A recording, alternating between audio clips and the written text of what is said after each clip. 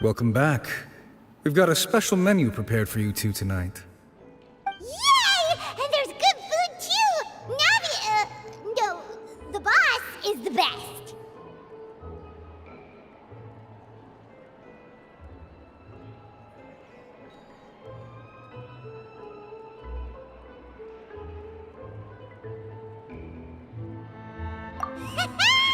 Ooh, desserts! Nice! These are all Paimons! Paimon's already starting to forget what happened today. Oh, that voice. Is that who I think it is?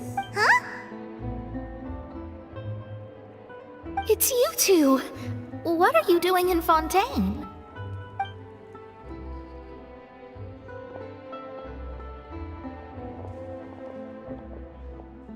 Mona?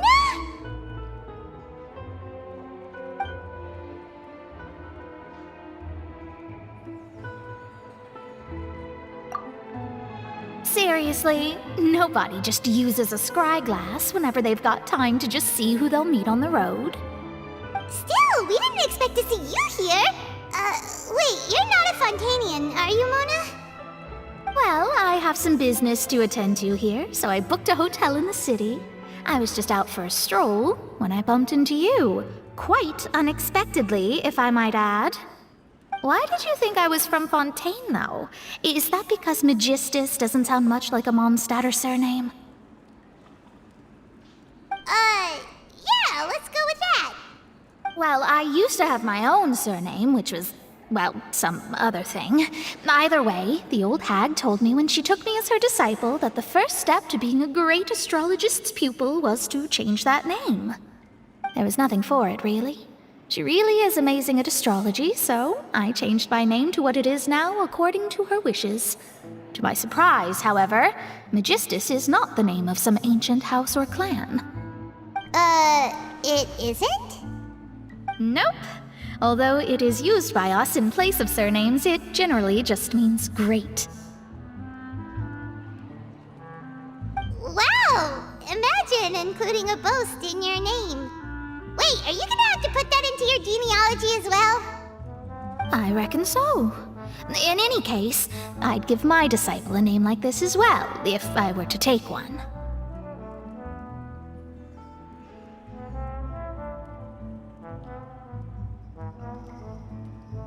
Astromancer Barbeloth Trismegistus. Whoa, that's a long one. Does it also mean great or something? My name means Mona the Great Astrologist. As for the old hag, hers is, in plain speech, the thrice-as-great Scholar of the Stars. Just take it as a title specific to astrologists. Thrice as great? That's so petty. I know, right? That's just how she is. She used to call herself Magistus, actually, but once she took me in, she changed her name to Trismegistus. Talk about excessive. Magistus is thus the calling card of our school, so to speak, which makes it about the same as a surname. It's all right if you don't get it.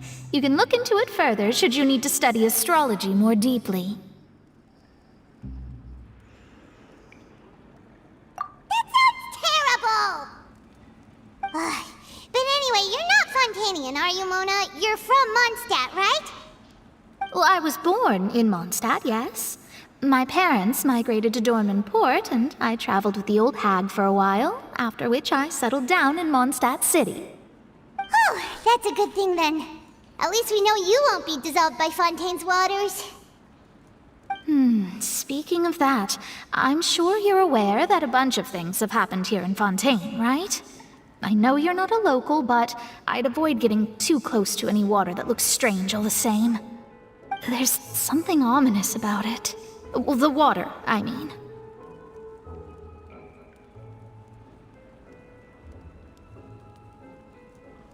That was the main reason, yes.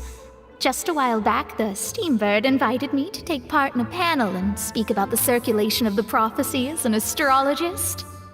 The invitation was sent quite early on. I don't think anyone expected Fontaine to be in this much trouble. What do you make of that prophecy, Mona? Just tell us what you think as an astrologist. Your word would go a long way to make things more certain and less scary. What I can tell you is that I'm an astrologist, and that this prophecy concerns the fate of Fontaine, even that of all Tevat. Ascertaining this is akin to reading the fortune of the whole world. I'm afraid that this is not something that just anyone can do. If I could do it, you would no longer call me an astrologist, but a visionary. But on the flip side, the prophecy is so huge and powerful that it must surely come from a powerful visionary.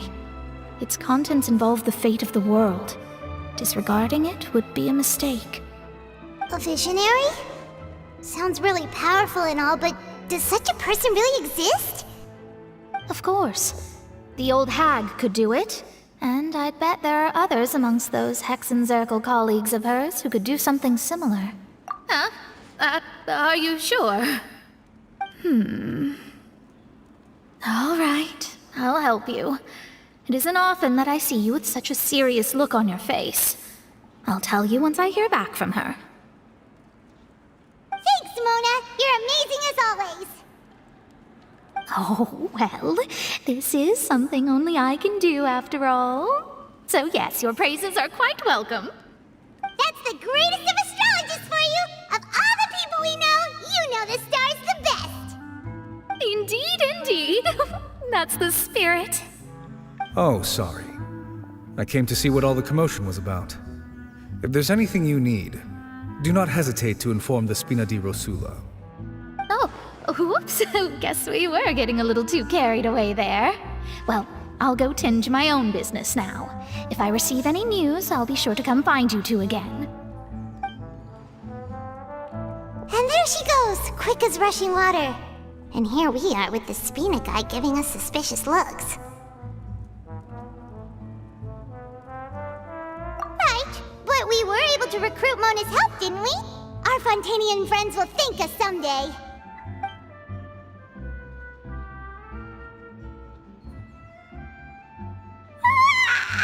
Good morning. To be honest, Paimon's still feeling kind of sleepy. But it's time to get up, Traveler. We agreed to go see Neuvillette, so let's pack it up and get going.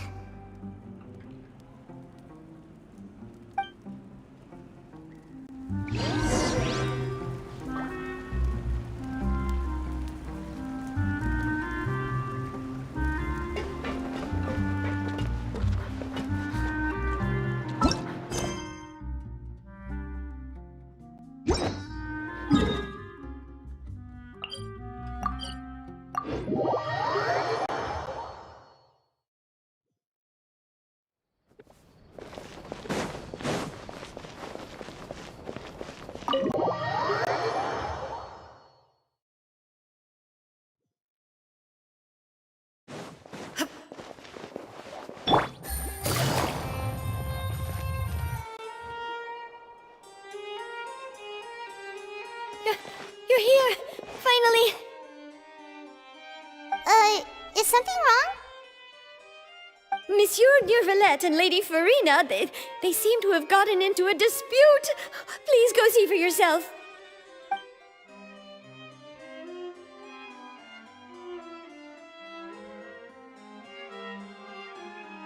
Like I said, I've already explained everything. And yet the problem has not been properly solved. There is little space for excuses between us. It is not my intention to offend you, but please, tell me where you stand. You are the Hydro Archon Focalor, are you not?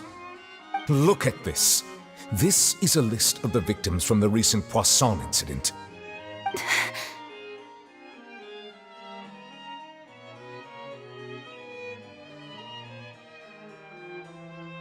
You mean they're all... We did not arrive in time to avert this disaster, and I will not have it happen again. I will say this once more. You must tell me everything you know. Yesterday, I found 3 stone slates in some ancient ruins near Poisson. Do you know anything about those? Seriously? You're questioning me like this is a court case now. I don't know anything about that. But you found them in some ancient ruins, you say? That's correct, which is why I came to ask you some questions. There should have been 4 slates, but one of them was missing. The other 3 feature different images that seem to correlate to the prophecy. The prophecy? The second of these slates depicts the previous Hydro Archon Egeria kneeling before a floating island in the sky, as if confessing something. Do you know nothing of this either? I don't. I've never seen such slates. I'll ask you again. Do you really have no information regarding the previous Archon? My deciphering of the slates indicates that the Hydro Archon Egeria once had to confess to, or apologize for, a certain sin. If anyone would know about it, it should be you. All gods don't have the same secrets, you know. She was herself and I'm me. Is it really so strange that I know nothing? I understand your concerns, but I'm sorry. I just don't have anything to tell you. Forgive me for saying this now, Lady Farina, but I have long known of your various secret investigations into certain matters. There are several indications that you have been investigating the prophecy on the sly. This is not strange in itself, considering that you are the Hydro Archon.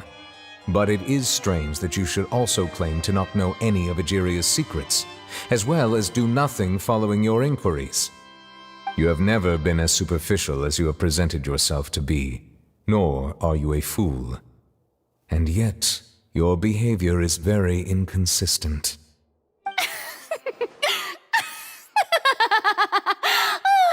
So you've been watching me all this time, have you? I didn't think you were that type. You... Well, since you know about my secret investigations, then you should know I'm actually working to take care of it. There's no point questioning or suspecting me. You're the Eudix, but you're still my subordinate. You should be following my lead. Just trust in me, you're Archon, and do as I say. Never mind whether you can truly convince yourself to or not. It'll all turn out fine. That's all I have to say. We do not discuss this matter again. Oh, the opera's about to start. Toodles!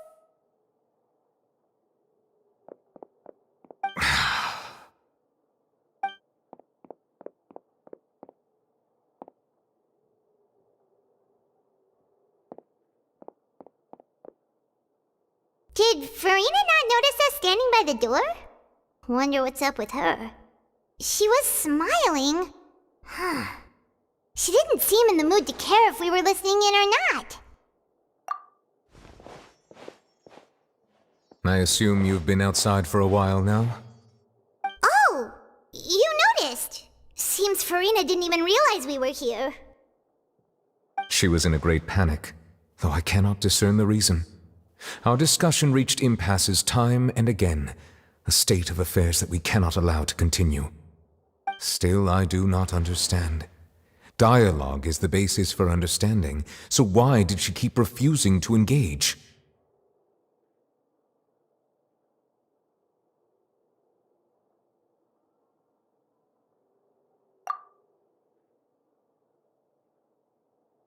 Everyone in her inner circle has noticed that she is hiding some secret.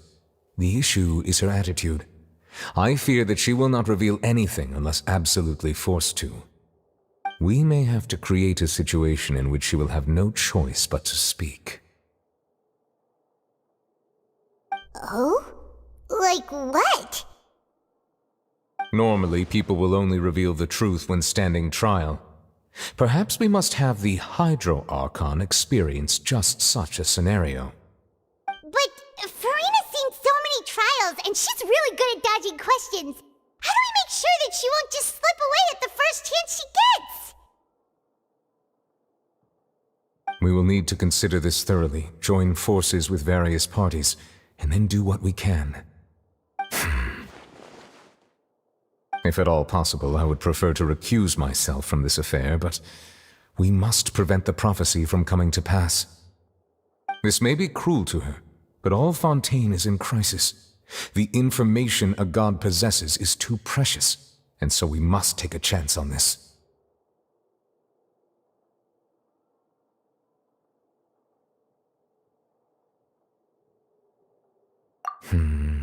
But who will lend us their aid to do such a thing?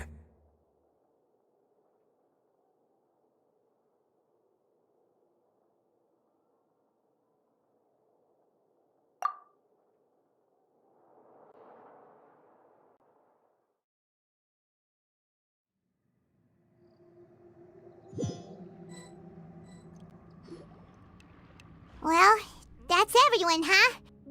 Speaking of which, it was pretty smart of you to think of hiding here. Poisson was just involved in a disaster, so it's presently devoid of people. That naturally makes it the best choice.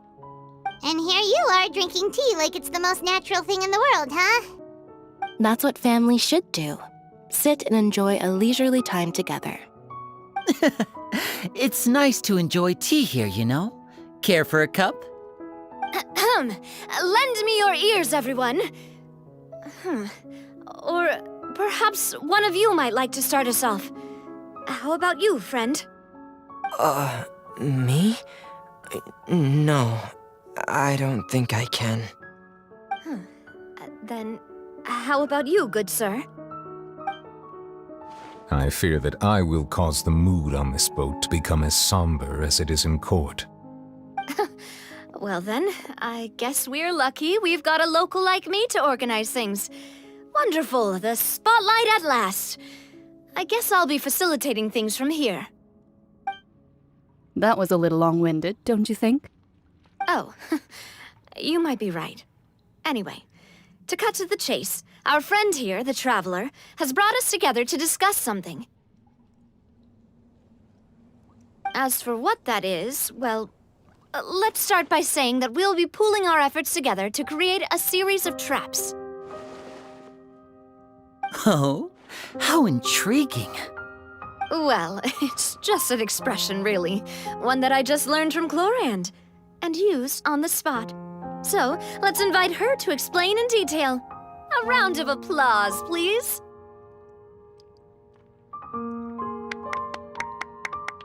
Huh? Didn't you say that you would be facilitating this? Oh, come now. Your work doesn't involve much public speaking, right? This is a good chance to practice. You might even pick up some fancy oratory tricks to impress your boss with in the future. I see. And what does my boss say? He is glad that you consider him your boss. Do go on.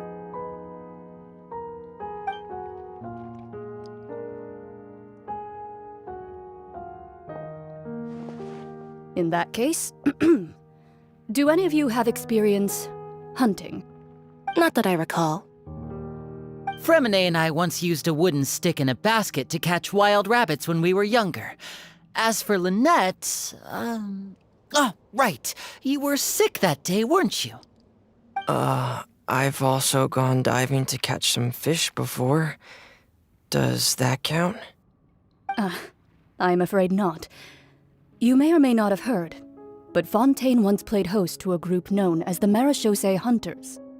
Though that was their name, they did not hunt animals, but rather various monsters left behind by the ancient dynasty of King Remus.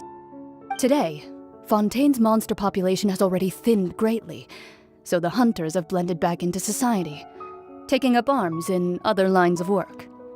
They even left a unique methodology of hunting in their wake. A trap comprises of the following components: bait, a trigger, and a containment device. Sometimes a lethal implement will also be necessary to deal with the prey. So, if we were to build a trap together, right now, what would you choose to build it with? For me, I would prefer something basket-shaped. Pigeons and rabbits will see the bait and naturally enter the snare.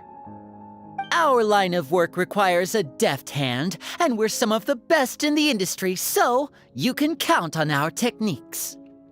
you used some of those techniques while moving the people of Poisson, didn't you? My subordinates mentioned that you even performed some magic for the bawling children. Yes, and I even managed to gather some intelligence in the meantime. I'm quite the multitasker if I do say so myself. I'm afraid I can't claim that as my strong suit. I prefer more stable methods, like placing bait in the water and waiting for the fish to come within reach. That's the kind of method I would count on. Calm and steady. Exactly the kind of person who would catch loads of fish. And I can be their assistant. With discretion, I'm sure. I'd probably use some sort of mechanical animal. Papa once bought me some small clockwork squirrels, mice, and such. When placed in the forest, they can attract others of their kind. I remember that you liked those too, didn't you? I did. And that would be a good way to go about it. If they're realistic enough, animals of the same kind will follow them all the way to the trap. What about you, Monsieur Neuvillette? I fear I do not have any related experience. That makes sense. You usually solve problems directly, without the use of any such tricks. But I do have one more question for you, monsieur. If we were to create a trap now, how would you design it? I would like for it to be effective, but bring no harm to the prey. A more gentle trap would be ideal. Kind, as always. However, our intention doesn't necessarily change the containment device and the type of implement we need. If we wanted to kill the prey in one strike, we would need a powerful implement. However, that also goes for prey that must be captured and safely contained. Wait, why's that? Only a hunter who's a true expert at subduing their prey can snare it without harming it. The line that divides life and death is often exceedingly thin. So are we going hunting together? Huh. We hadn't thought of seeing ourselves as hunters. It kinda works, but maybe it's still not the best metaphor. If our means of capturing and dealing with our prey is to put them on trial, then the hunting metaphor is actually quite accurate. But we shall require much more courage than any hunter to judge a god, a being whose seat is an exalted throne.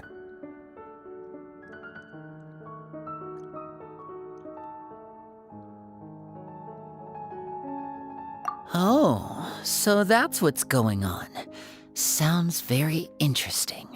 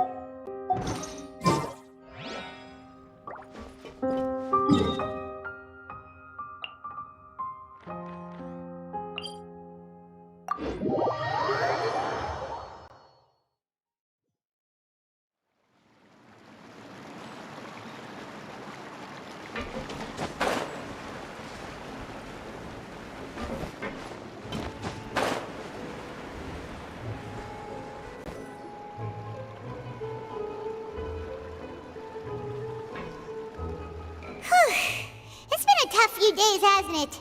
So much has been happening.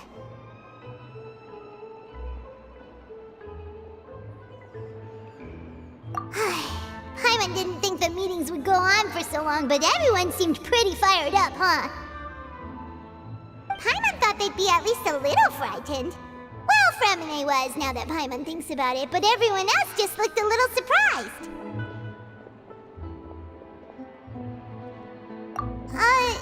Well...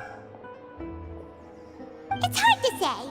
Paimon doesn't have any experience with this sort of thing. But with you around, Paimon sure will do great.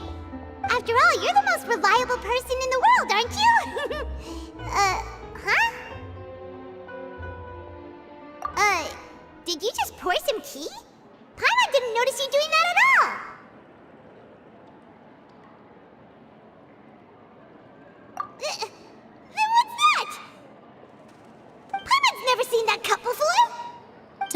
frightened. I'm just joining you two for tea. I merely refrained from saying anything till now. Who's that voice? But there's no one here! Aw, have you forgotten me already? Wait, you are familiar. You're the voice we heard from the sky in Sumeru. The voice from the sky, I fear that description is wrong. Though, not completely wrong. You're feeling lost now, just as you were feeling previously. I sensed that confusion and thus came to you.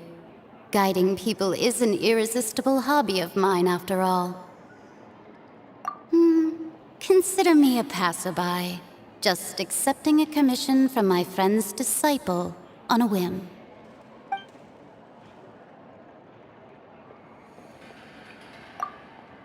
The prophecy. Yes, what has been prophesied will be fulfilled. You may view such things as the history of the future. What? Then is there any way we can stop it? I believe you have witnessed a failed attempt with your own eyes. Can everything in Teyvat so easily be changed? So you've caught on. Just as prophecies are usually only the future as seen from the perspectives of the gods, could things be happening in hidden corners where the gods' gaze does not fall? Are the things that you shall see different from the fate that the gods perceive?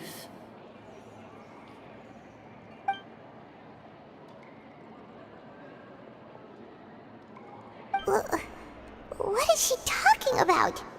It all sounds really impressive and important and stuff, but it also sounds kinda scary.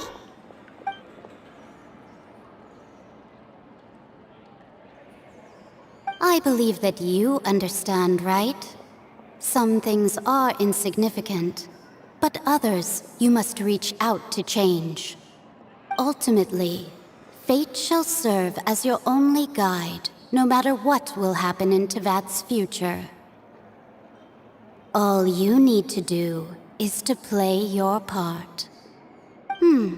This was good tea, by the way. Thank you for your hospitality. Well, that'll be all for today. The voice. It's gone.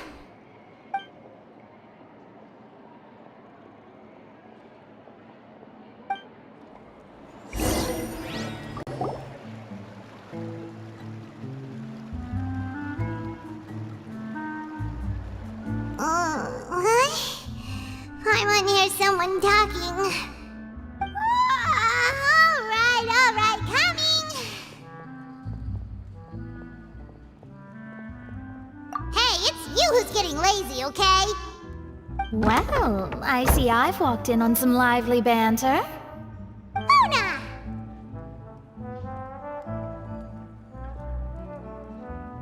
Fine, just fine. I went to take part in that Steambird panel. It turned out to be more interesting than I expected. Not all Fontainians are pessimistic about this. One journalist mentioned that sitting around and waiting for the end to come would be wrong, and that they should make their own rescue preparations. I agreed, so we had a brief chat with her. Did she have pink hair by any chance? Why, yes! It was Charlotte. You remember her, right? That daredevil journalist? I'm in full support of her view. Prophecies are very important, but how can people allow their lives to be commandeered by just a few words? That's right! Paimon's glad to hear something sensible for once. Yes. About what we had discussed before. I did try, but I'm afraid I couldn't reach the old hag. I'll try again tonight, but I wouldn't get your hopes up. Huh?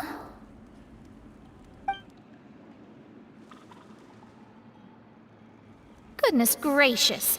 Are you serious? She said that even the god's gaze has blind spots. Pretty bold if you ask Paimon. Most people would believe the gods to be all-knowing, right? The Hexen Circle members are certainly anything but ordinary. As for the mage named N, the old hag has mentioned her a few times. She said that N's sense of direction is incredible, and that she loves guiding those who are lost. But I've never met her, and if she were still alive, she'd be... Well, suffice it to say that the hag's at least a few hundred now, and N's been around for longer than that. Whoa, the Hexen Circle sounds like a scary group. But they must really stay in shape to live so long. Their abilities alone are pretty terrifying. If she came to see you personally, then the problem you're facing must truly be of great importance. Well, it's not like Paimon could understand anything she said. Yes, she was quite cryptic, but I suspect she means that there is still a way to turn things around. She didn't say when or what that would be, though, so... Perhaps it is something that you cannot know right now.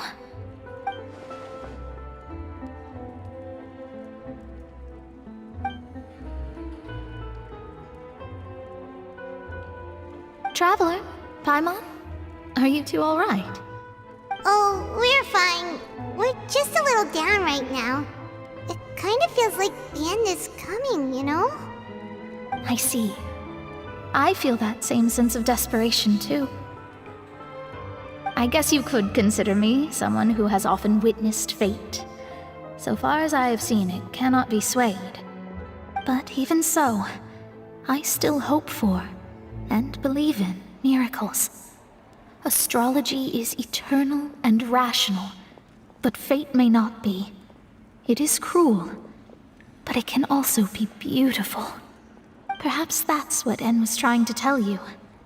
Not to lose heart, and to believe that what you are seeing playing out before you is not yet set in stone. I did originally think of steering clear of all this, but I couldn't. Even if this is all futile, I still wish to help everyone. If we don't struggle to the last, then how can we face the end when it comes? Huh. You do have a point. There I go, talking about astrological principles again. Sorry about that. The moment I start talking about work-related stuff... I need to get going. It was worth trying to comfort you, even if only a little. I believe that you'll help those who are struggling in the same way I did. I suppose that might be why we always seem to meet by coincidence. Paimon feels kind of moved by what Mona said, but also kind of sad too. Hey, Traveler, Paimon suddenly feels like going outside for a walk. Let's go. Let's walk around the city, shall we? There's a few spots we always like to walk by.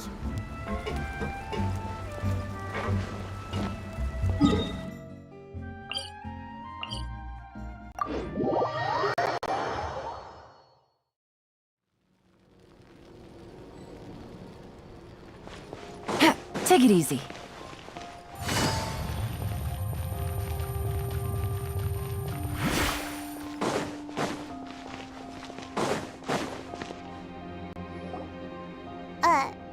Huh?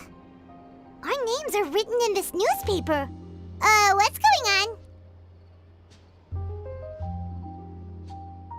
Let Paimon see! The underwater stronghold, the Fortress of Meripede, has continued in its noble autonomy, but that does not mean that others cannot interact with it. My recent attempts to enter the fortress bore little fruit. Huh. Guess Charlotte still hasn't given up on that. Thus, did an Outlander friend become the focus of this report, a blonde adventurer with their white fairy legends trailing in their wake. It is said that this mysterious traveler once visited the underwater fortress. So while the fortress's interior remains a mystery behind closed doors, do not fear, for the tales of the traveler contain surprises in spades. Journalist Charlotte's biggest scoop yet, the Traveler's Trail, World Walker. Huh. Charlotte took so many awesome photos of us and we never even noticed her. She hasn't been able to get a hold of anything at the fortress, so since we're easier to find, she's using us as the subject matter instead? Ugh, seriously? Those headlines and photos do look cool, so Paimon will forgive her this time.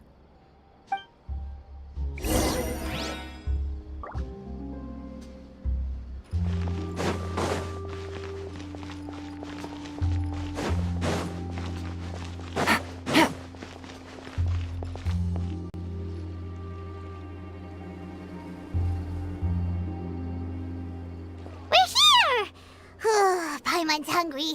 Should we go in and get something to eat?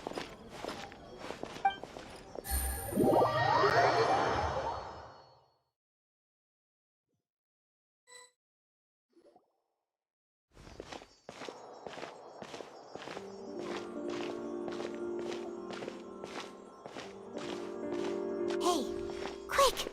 Look! That's the limited edition, only 16 slices a day cake! It was so delicious the last time we tried it! Despite the tense situation we were in, let's give it another go! Paimon's sure it'll be great!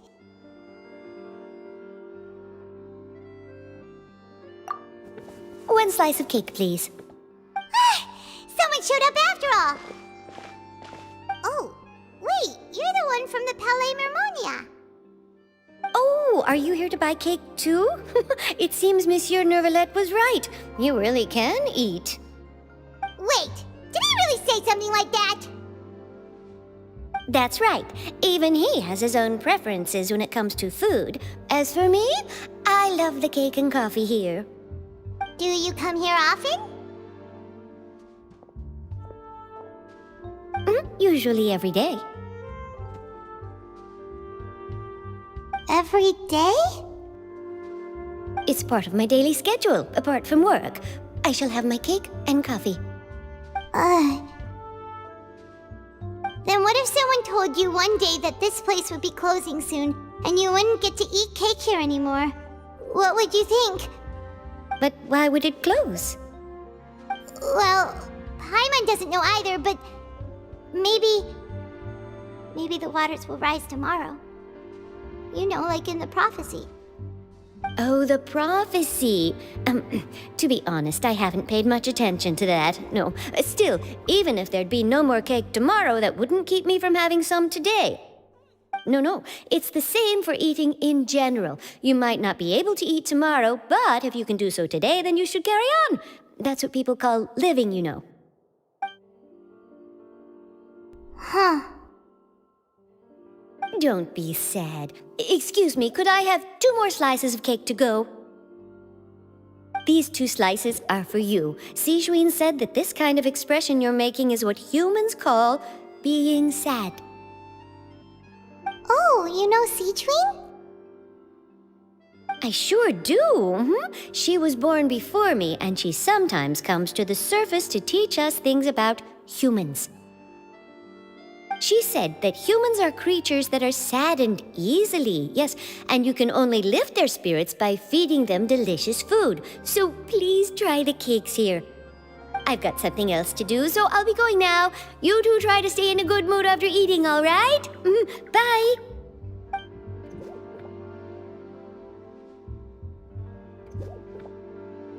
And there she goes! All right, let's dig in. Paimon's sure this cake will be delicious.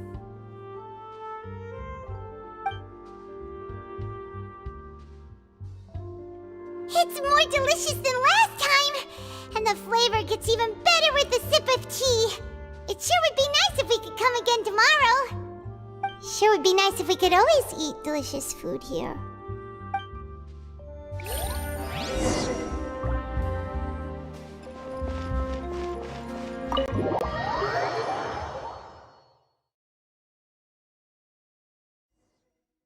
Oh, we're near the Steambird office. Let's go look for Charlotte and have a chat.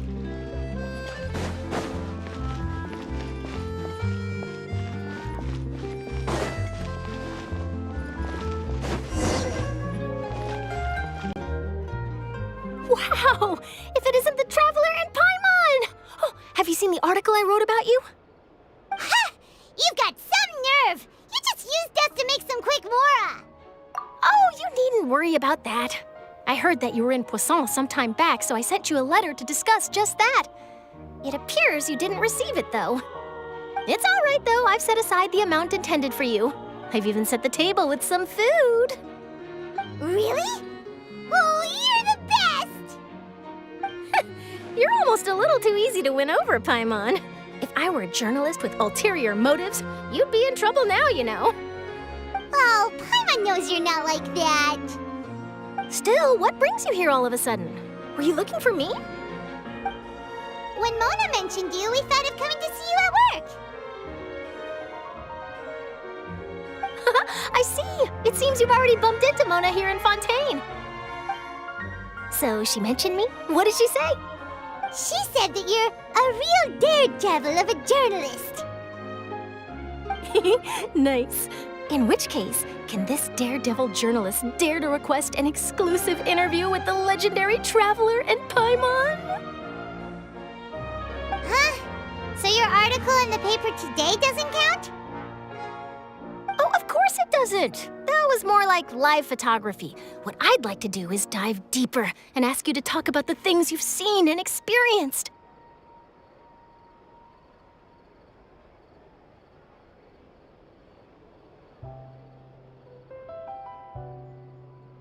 Yeah, are we even qualified enough? Why not? If I say you're worth an interview, then you're worth it. But not right now, of course. I'll need a few days to prepare. Oh, in that case, we'll just chat when you have the time then? Oh, so that's a yes? Ooh, splendid! I'll tell the editor-in-chief immediately. I'll have to apply for lighting, a venue, some props, and... Whew, so much to get done now. Talk to you later.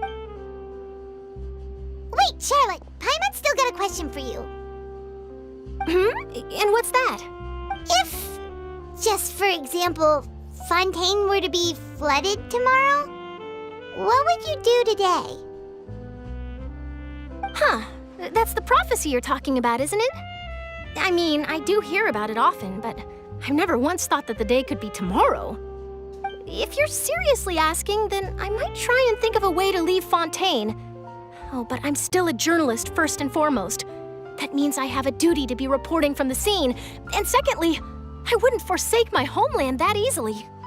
From what I've seen, most people don't know what they'd do should the worst come to pass. In truth, it might be better just to behave like normal rather than worry over such an end. So in all likelihood, I'd probably still be prepping at the office for that interview of ours. I know what you're thinking. That sounds a bit sad, but I've always believed that it's best to do what you enjoy. Just think about it. If this nation really were to be suddenly destroyed tomorrow, but I still successfully finish an exclusive interview with a truly unique person, then the story I would wind up writing would truly be timeless. And then do you know what I'd do? Well, I'd write that story, send it for printing, and use messenger pigeons to get copies out to the various nations as soon as possible. I'm not a dreamer, nor am I a workaholic, but I do love my job, and I'd be proud of leaving such an article behind. I guess you could say that I was born to be a journalist. But anyway, that's my answer. And on that note, I'll get back to my preparations. That's so nice. All of a sudden, Paimon actually kinda envies her. Anyway, let's go and take a look at the sea, shall we?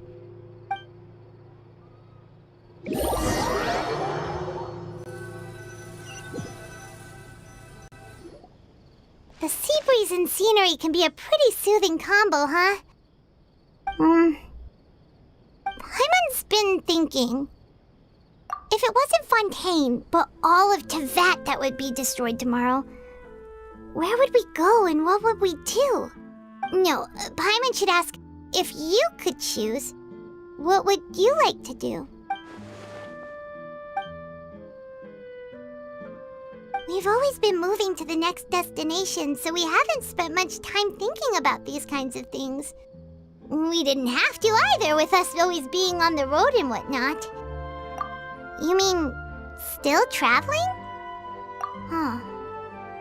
Wait, isn't that what we've always been doing?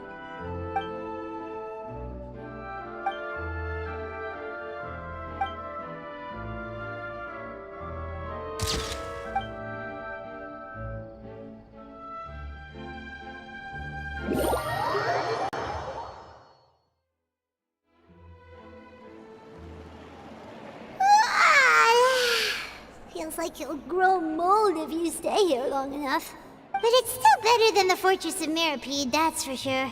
It's not only damp there, but salty too. Ah, so the two of you are still here. Wonderful. Oh, you're from the Palais Mermonia, aren't you? Yes, I'm Isadora. Monsieur Neuvillette sent me to look for you two before. I heard that afterward you went to the Fortress of Meropide.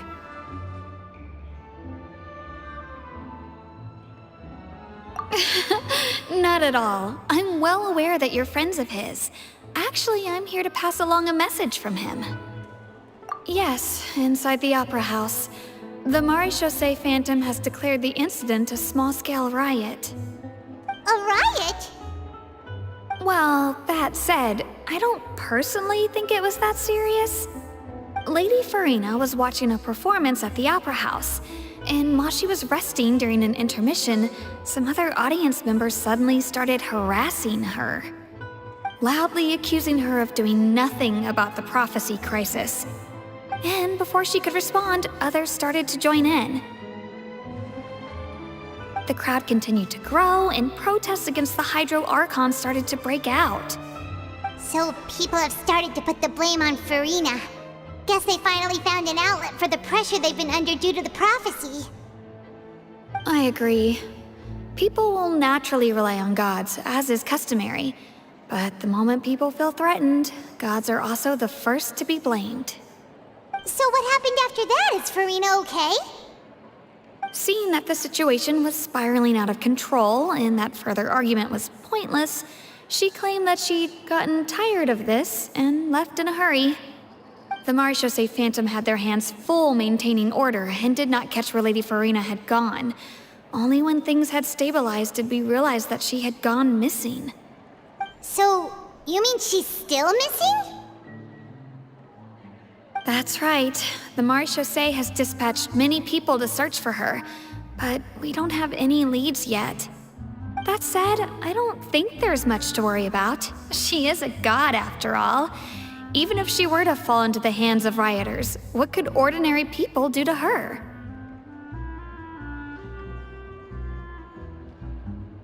Good. Monsieur Neuvillette sent me to tell you about the situation, but he didn't say anything else. Don't worry, this is more than enough to go on. Thanks for keeping us informed. Ah, is that so? Well, all right then. In that case, you two take care. I'll be heading back to the Palais now.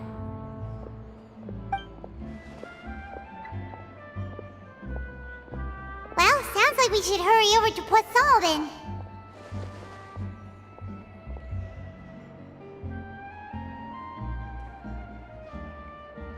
If we know Farina, she won't try to fix things in this situation. Instead, she'll look for a place to wait out the heat. And, as we also know, she may be loud and dramatic, but she doesn't have a heart of stone. When Neuvillette was talking to her in the Palais Mermonia, and she heard about Poisson, she couldn't hide her sadness and remorse. It would be hard for her to ignore being accused by the public today.